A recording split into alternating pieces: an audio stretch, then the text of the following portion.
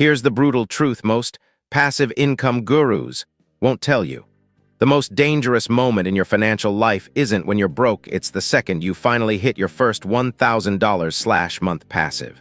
Because 90% of people blow it and end up right back in anxiety jail, just with nicer stuff.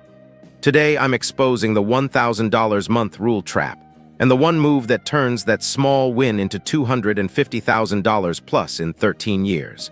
Don't make the mistake I almost did. Okay, so let's get right into it. We're not going to talk about becoming a millionaire overnight. Nope. We're talking about something way more powerful and honestly way more achievable. It's that first $1,000 a month in passive income. And trust me, it's a number that doesn't just change your bank account. It completely rewires the way you think about money. You know this feeling, right? We've all been there. It's 2 in the morning, your phone is lighting up your face, and you're doing that mental math dance, shifting numbers around, trying to figure out how to make it all work. Rent's coming, that car payment just hit. You're just trying to breathe until the next paycheck.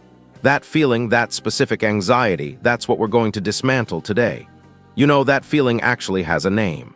It's what happens when you're living below what you could call a psychological anxiety threshold. When you're in that zone, every single financial decision you make, whether it's big or small, isn't really a choice. It's a reaction. It's driven by a feeling of scarcity, by fear. And there's actual biology behind this. When you're constantly worried about just covering the basics, your brain literally shifts into survival mode.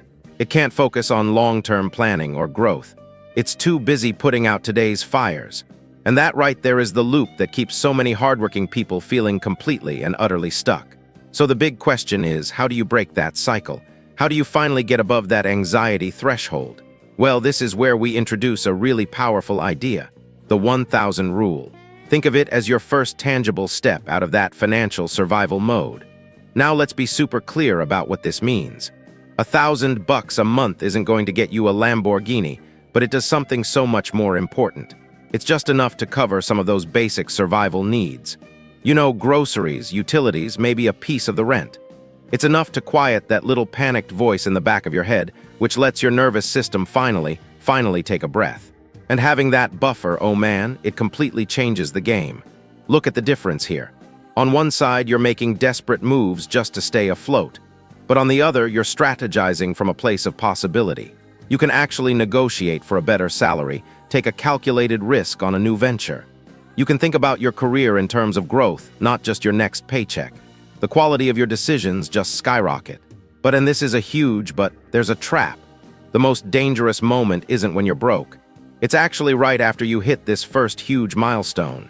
This is the exact spot where most people make a very predictable and honestly, a financially fatal mistake. Just picture it for a second. That first $1,000 hits your account. You didn't have to work any extra hours for it. It just appeared. You feel that wave of relief of accomplishment. You won. Now, what's your immediate gut reaction? What do you do with that money? For most people, the impulse is to celebrate by spending. They feel rich enough now to justify a nicer car, a bigger apartment, more subscriptions. They treat that passive income just like a raise from their job. But this is the trap. Because when you do that, you spend the very buffer that gave you that psychological freedom in the first place. You end up right back at square one, just with slightly nicer stuff and the same old anxiety.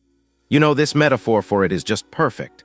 Spending that first stream of passive income is like finding that golden goose and immediately cooking it for dinner. You get one good meal, sure, but you destroy the very thing that was going to make you wealthy for life. You're treating long-term freedom for a short-term comfort. Okay, so if spending is absolutely the wrong move, what's the right one? Well, this brings us to the real secret sauce for turning this small win into life-changing wealth. It's called the reinvestment snowball. I want you to really hear this because it's so simple, but it is not easy. You take that $1,000 and you put it right back to work. You buy more assets that generate even more passive income. You don't raise your lifestyle one bit. Instead, you raise your income-generating base. And the math on this, it's just staggering. I mean, look at this. Just by reinvesting that first $1,000 a month, assuming a pretty standard 8% return, your pot of money could grow to $250,000 in just 13 years. And that $250,000 could then generate almost another $1,000 a month all by itself. You've basically doubled your passive income without saving a single extra penny from your job. That, my friends, is the magic of compounding. And choosing this path unlocks everything we were talking about. It kicks off this incredible, accelerating cycle of wealth. It gives you the power to make career moves based on opportunity, not desperation. This discipline right here, this is what paves the road from $1,000 a month to $10,000 a month, and then way beyond. So when you boil it all down, what we're really discussing here is a fundamental tipping point in your life. Hitting that $1,000 mark and then choosing to reinvest it, that's not just a financial tactic. It's a profound shift in your entire identity. This is the real prize. It's the moment you stop being a reactive victim of your circumstances and you become a proactive architect of your financial future. You stop being someone who just spends wealth and you become someone who builds it. You start asking different questions. The broke mindset asks, can I afford this? That's the wrong question. The wealthy mindset asks, is this purchase worth delaying my financial freedom for? Is this dinner out? This new gadget, is it worth pushing my independence one more month, one more year into the future? And you know what? The answer is usually a resounding no. So I'm going to leave you with this one question to think about. The next time you're tempted by that lifestyle upgrade, ask yourself, what are you really trading for it? Is it just the money? Or is it your patience, your opportunity, and the psychological freedom to build the life you actually want? The choice is always yours.